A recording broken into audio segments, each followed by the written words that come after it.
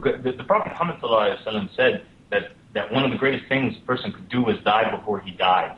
And what you find with ayahuasca and some of these plants is it actually causes you to get so close to that world. And maybe even though ayahuasca has never killed anybody, and it's impossible to overdose on it or anything like that. And almost the same for mushrooms, but the point is that it brings you into that near-death experience, and sometimes you do have a rough time, but it's breaking down that programming, it's facing yourself, and if you're able to do that, the experience truly is rewarding. So. Interesting. But shouldn't that be like sort of like a last resort? I mean, you know, when all else fails, then you should maybe, you know, go for that, because like you said, meditation and prayer are the purest forms of, you know, of elevating your spirituality. And so, you know, why should you limit yourself, like, to, like, for instance, a mushroom, like you said? And, I mean, well, you know. I don't limit myself to the mushroom use, and I don't even use mushrooms, really. But the ayahuasca thing, I do use it from time to time. And I'm not saying that everybody should substitute meditation and prayer with ayahuasca. I don't think anybody should substitute it with ayahuasca. What I'm saying is how do you know you're even meditating, right? And how do you know you're even praying, right? Because I know a lot of people that just stand there and they're like, Alhamdulillah, Rabbil Alameen, you know, that's it. I mean, did that really do anything? You know, so there's a lot of breaking down and soul searching that you have to do to get to the point where you're praying like the Prophet Muhammad ﷺ used to pray, and actually meditating the way you should be meditating, and not just. You understand what I'm saying?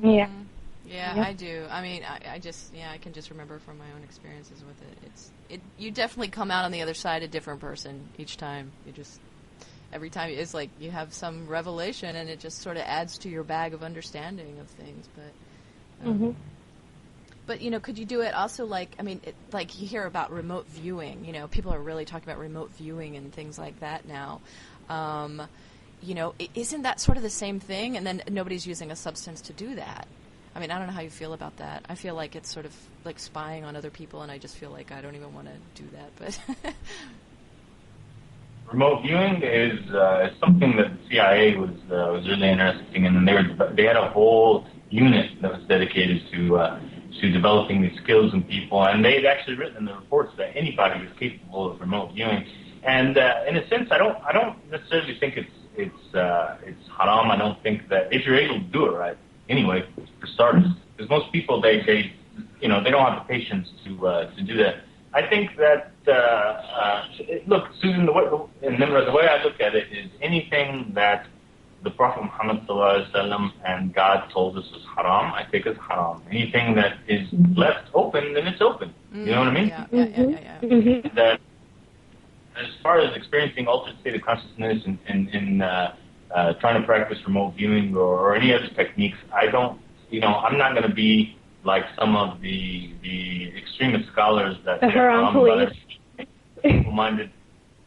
Yeah. Yep. Yeah, right. What are they afraid of? You know, it's like, it just seems like it's fear-based. You know, don't do this and don't do that, and exactly. So, yeah, I mean, I even said I said I'd be afraid to do that now because I just feel like, well, okay, I'm just going to play the safer route. You know, I know that I'm not going to get in trouble if I don't do that, so I'll just take the safer route and go here. But you know, are you really living your life if you're always taking the super safe route on everything? Exactly. So, but let me just say that also I just want to say that anything I say in this interview is like I'm speaking for myself. I'm not speaking for Noriega. I'm not speaking for Ethna, Freedom to You, or anybody else involved in the project. I'm just chatting with you guys about my experiences and my ideas of things. And you know, people can take from it what they like and leave the rest. It's all good. Right. Exactly. Yeah. That's the thing that I respect the most about you is that, you know, you're not afraid to speak your mind, and that takes some serious guts. So, yeah. Well, I've gotten to the point where I just when I first started making the Antichrist Dajjal series, there was nobody in the Muslim community, like virtually nobody that was talking, even 9/11 truth. Right. You know, they thought they truly believed that it was Osama bin Laden and you know, and the Taliban that flew these planes, and now they're disappeared in some cave, and nobody was even talking about these things. So I've been judged so much, and then making a series called The Antichrist Dajjal Will Be, a Reptilian Shapeshifter. I mean, I'm speaking out so much. I find, that I'm sitting here with you guys today, it doesn't even faze me anymore. Only God can judge. Even Jesus says in the Bible, let he without sin, throw the first stone. And, I think that people who do jump on the bandwagon to jump and say, Abdullah is a kafir for saying such and such, or what he's saying is haram, I think on Judgment Day, they're going to have a tough time looking in the mirror and facing all their own faults. And I think that's much, something that they should concern themselves more with than judging me. So. Exactly. Yeah, exactly. So, what do you guys think about this 2012 thing? Oh my gosh! Can you believe that? Oh my gosh! Oh my gosh! Abdullah, oh my gosh! That was actually our next question. That is weird. That is weird. I don't even. Wow. Oh my god. Subhanallah. Oh my gosh. Yeah. Go for it. Well, yeah. I mean. Yeah, we wanted to ask you what you thought about it. I mean, yeah, we've got our thoughts, sure. You want to shoot first? Yeah, sure. I think 2012 is going to be an extremely important year. I think we are going to see in it, we could possibly, like you can never be definite, and I can never say, 100% sure anything that has to do with prophecies, but I can only say that it looks very much so. And I think that 2012 is going to be a year filled with change, and I think it's going to be a major changing point in the world, a shift in consciousness. And I think that it's extremely weird that every time I'm looking in the news these days, I'm seeing people like, Alec Baldwin saying that he's going to retire in 2012 or 2011 from acting. Oprah Winfrey's retiring in 2011. Lance Armstrong is retiring in 2011. So it seems to be like these stars. Even Tom Cruise. There were stories about him having an underground bunker and waiting for the aliens to come in 2012. So I think there's a move. I think also it's not a coincidence that people are actually waking up. People are becoming a lot more accepting to this sort of information. And I think things are heating up extremely in the Middle East.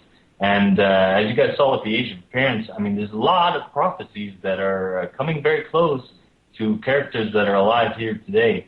So I think we need to pay attention to all these things, pay close attention to changes, and just see what happens in 2012. What do you guys think? Yeah, exactly. I mean, I absolutely agree with you. I believe, I know, I can feel it. There's going to be a huge change. Literally, the world's going to transit to a new age. And I think it's up to us. If you want, it could be good for us. And so what do you what according to you would be the best way to prepare for what is to come? I mean, where do you see the world going the next 2 or 3 years? I think that it's going to go for the worst. I think we have to hit rock bottom as a humanity to get anywhere better.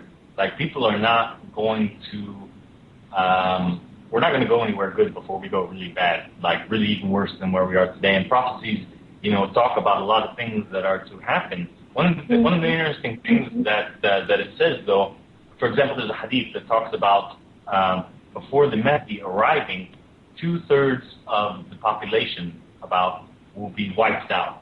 A larger number of them, will be 5 out of every 7 will be wiped out by red death, which means by battle, and then 2 out of every 7 will be wiped out by a white death, which is plague.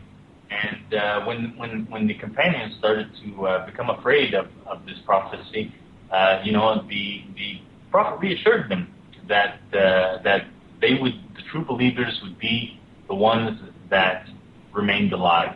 That the true believers are the ones who truly believe. And I'm not saying that anybody who labels himself Muslim, and I'm not saying that I am by any means the best Muslim out there. I'm constantly struggling and striving to become better. But because I do want to live to see the coming of the Mahdi. Yeah, exactly. So I think that as long as people begin to truly take steps to prepare in case it all goes down tomorrow, and really conduct a reform of your own self, physically and spiritually, I think you won't have anything to worry about. But it's going to require a lot of hard decisions. I don't think it's it's an easy thing to do, you know, because there will come a time where certain people will have to migrate from their lands, you know, and leave the people in disbelief and go other places. There'll be fighting between families. There'll be all kinds of stuff. So it's not going to be an easy thing, but I think that's people's only hope, really.